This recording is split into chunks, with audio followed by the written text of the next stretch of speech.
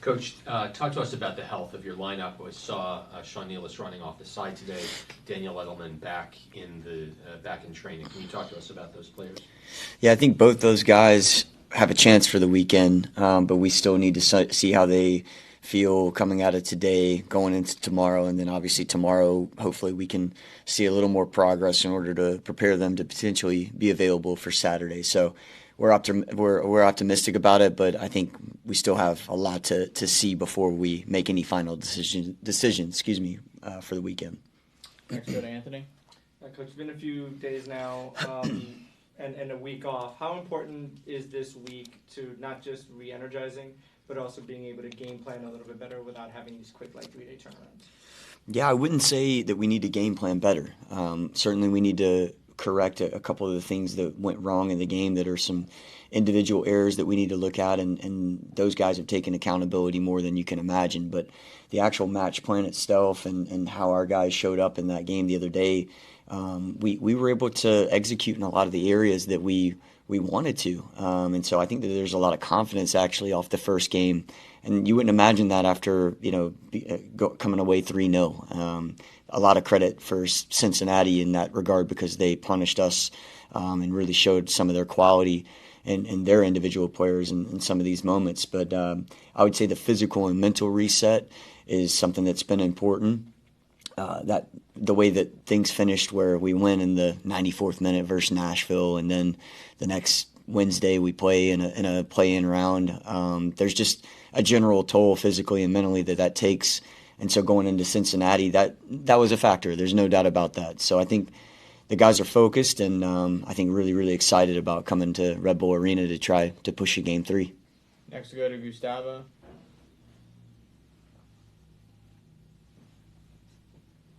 Coach, good afternoon. Thank you for your time.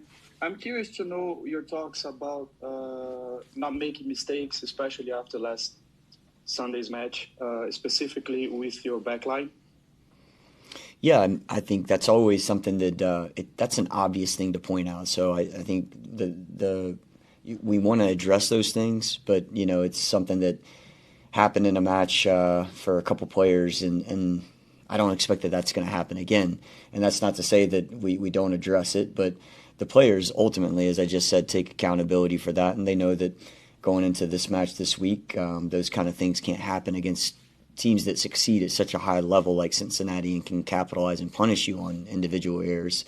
That said, I want our guys to be brave as well. We don't need to go in with any fear factor of not trying to take risks in the game, and that's something that you have to do in order to get a result and again, try to push the game back to Cincinnati and see if we can get out of the first round. Next, we go to Gary Rudman. Coach, the last time you played at home, the fans were definitely making a difference, giving you guys that extra lift over over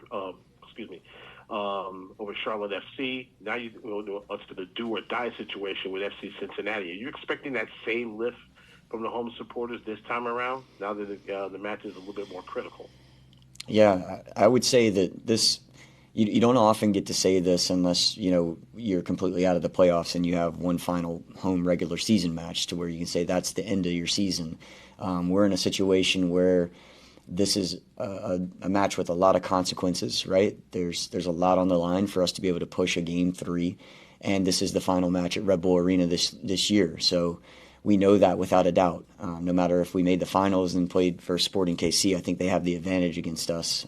So that's clear for us. And so with that clarity, what we want is our fans to come out and celebrate the 2023 season with us and push us as they did in that Charlotte match in the play-in game, and how they really have been down the final stretch. What I hope for is a full arena. And regardless, I know even if it's not full, the energy that's in that arena right now is different.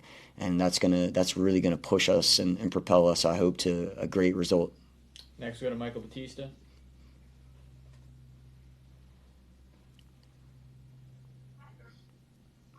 Coach, you've talked about how the players over this past week, they've used this as a mental reset, as a chance to heal up. You've also talked about physically. Just how critical was it? Because we talked before last week about the momentum of you guys playing. the end of the regular season, it was pretty much 4 straight playoff games just to make the playoffs. And then you had the momentum of having a 5-2 win. Just talk about that versus the importance of having a week off and having a chance to heal physically and mentally. Yeah, you want to ride the momentum. I think to the point of your question, I think you want to ride the momentum whenever you create it, and you don't want to have too much time in between successful performances. But I think it was necessary after a performance where we don't get the result in Cincinnati for us to have some time to reflect, and that reflection, as I mentioned earlier, allowed us to see that the match is 3-0. It's not what we wanted. Again, Cincinnati got the better of us on the day, but there was a lot in the game that we can say we want to try to execute again in the same way going into the second round here, the second game in the series. So I think I see a lot of focus in the guys. I see a lot of confidence in the guys through this week, and just being able to take time to look at video and take time to look at some individual responsibilities that they want to try to fine tune going into this next match. Next, go to Daniel Forenstein. Good afternoon, Troy. Hope you're doing well. Just to give us an update quickly about Daniel Edelman. Will he be featured in the starting 11 for this coming Saturday? And obviously, you're going to keep with how you're going to be facing Cincinnati with your tactics. But out of curiosity, will you try maybe some trickery during free kick moments near their 18? Thank you. Yeah, I mentioned this earlier with Daniel, and what I would say is he's been able to come back into training in a positive way, but by no means would I say that the decision has been made for Saturday. So we just need to see how he comes out of today's training into tomorrow, and tomorrow hopefully we can ramp up and have him even more involved. And I hope Daniel can feature this weekend in some capacity, whether it's starting or coming on. And then in terms of set pieces, I think set pieces are going to be extremely important.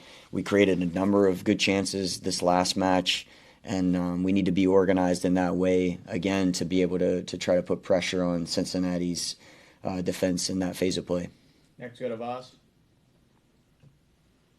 Good afternoon, Coach. Best of luck this Saturday. And just wanted to ask you, the scoreline was a little bit, I think, skewed when it came to how the team played. And one thing that I had to comment on was, has the team worked on maybe trying to limit how the transitional moments of play sometimes happen? Because with that, I think the Reyes goal, we got caught upfield with a free kick and there wasn't enough men in the back. And just a second part, can you comment on the playoff structure? Because in years past, we've seen an aggregate goal or two kind of end the series early on, but it's a clean slate on Saturday, and how important that is for you and the team. Yeah, I think that the transition moments, regardless if they are in set piece moments, we want to try to control those. That's a big deal to our style of play. So we want to try to create attacking transition moments and be dangerous and create chances off of those particular plays. But then also we want to limit the opponent, and this opponent is incredibly good at going themselves and attacking transition. So that's something that we absolutely identify and worked on this week.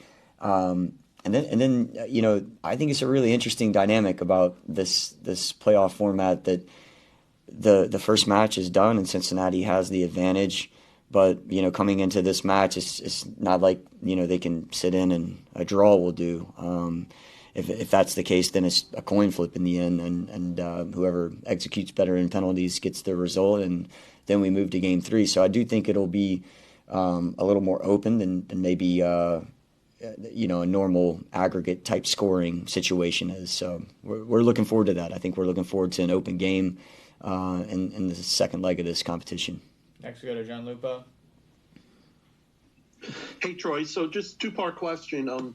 You were mentioning limiting Cincinnati's transition opportunities, excuse me, and I know that you can't focus in on one guy, but Barrial with the 2 goals, is there going to be extra attention paid to him considering how well he did, especially down that left-hand side? And you mentioned that this is the last match at Red Bull Arena. Gary mentioned the crowd being into it. We know how you want to play. Do you feel like limiting their transition, having the ball, maybe getting a shot off early, obviously scoring an early goal, just winning the ball in the middle of the field so you can limit their transition? Do you feel like those are things you can sort of put together and that could be the winning formula in order to win this game and force a third game? Yeah, for the first part of that, Boreal, I mean, he's a fantastic player, and I think they have a number of fantastic players in their team, but he really showed his quality in this first match that we had against them, and we do have to try to limit him as much as possible. That's not an easy task for a player that has his ability, but that's something that, again, we identified going into the first match, but probably even more so going into the second match. And then the second part of that is absolutely correct. I think we did create a lot of transition moments for ourselves the other day, but didn't maybe have the same urgency that you saw us have against Charlotte. And again, part of that is credit to Cincinnati. They were able to limit and keep us maybe a little bit more passive after we won the ball in their half and didn't materialize into chances on goal. But we hope that we can gain a lot of momentum in that phase of play and get to goal as much as possible. Hey everyone, we have time for 2 more questions with Coach. First, we'll go to Christian Ortiz, then we'll finish up with Anthony. Christian, you have the floor. Hi, good afternoon, Coach. I'm glad that you were talking about transition moments because I did see the team did well on the attacking side, but there were moments where perhaps the players need a little bit more patience to find that final pass. Can you talk a little bit about what that would look like this Saturday? And last question for me is, if you have to pick one word to describe this team, which one would it be? Yeah, in terms of transition, I think that I can look at a couple plays. We win the ball a little bit deeper in our half in the second half, and then John J-Mai is able to spring Ilias into a really dangerous attacking transition moment, and that's the type of urgency that I want us to have in this game this weekend. We won the ball in their half in the second half as well, and I want to say it's Luquinhas that's able to slip Frankie, and Frankie gets a big opportunity on goal in the second half. Those are the type of examples that I would use that we want to create more of those on the day. So it's different players that'll make the final play, whether it's J-Mai passing to Ilias or Luquinhas passing to Frankie. I expect all these guys to be involved in those moments. One word to describe the guys, I don't know. That's not an easy task. Resilient comes to mind. I would say that would be number one, and it's not one word, but I think what you're seeing in this group is there's absolutely no quit in this group. They're not going to go away quietly, and that's what I expect on Saturday. And we'll finish up with Anthony. Coach Ngoma made an appearance first in a while. Now that he's had a bit of training afterwards, how do you feel about his appearance, and how does he feel confident that he can come on in this next game? Yeah, there's not many times that I've been correct probably in these press conferences, but one thing I was correct on is that I said Serge is going to make – I'm hopeful he's going to make an appearance in 2023, and he was able to do that. And I am really, really proud of him for, again, himself staying resilient and continuing to persevere through a lot of challenges. And he was able to get some good minutes the other day. He was pretty lively in that 5 to 10 minute stretch. Probably the coolest thing was seeing that his parents were there after the game and just being able to go and see Serge with them, shake their hands, and that's a big moment. Regardless of the injury, it's a big moment for a 17-year-old to play in his second playoff game. So I'm hopeful that he can continue to. He had a good week of training, and we want to keep trying to increase those minutes as much as it makes sense for both him and his role in the team.